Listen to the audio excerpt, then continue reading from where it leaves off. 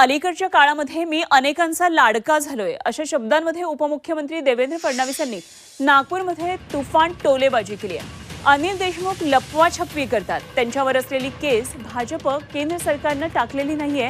माननीय चीफ जस्टिसच्या बेंचने हायकोर्टमध्ये ही केस टाकली आणि त्यामुळे ते तुरुंगात गेले असं देवेंद्र फडणवीस यांनी म्हटलंय।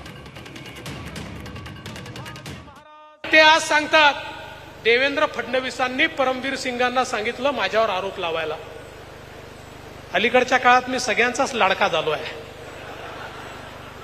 माझा सवाल एवढाच आहे, एक सीपी आपल्या ज्यांचं राज्य आहे त्या गृहमंत्र्यावर विरोधी पक्ष नेत्याच्या म्हणण्याखातर आरोप लावून आपली स्वतःची नोकरी ही घालवण्याकरता कधीतरी पुढे येईल का?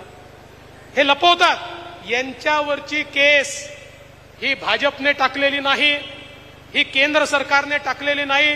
राज्यात तर यांचंच सरकार होतं, यांना जेलमध्ये टाकलं माननीय चीफ जस्टिसच्या बेंचने, हायकोर्टाने, आणि हायकोर्टामुळे हे जेलमध्ये गेले आणि आरोप लावतात भाजपवर, कारण त्यांना सिंपती मिळवायची आहे।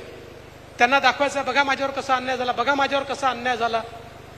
हे जे लोक आहेत यांना जशास तसं उत्तर हे आपण दिलं पाहिजे।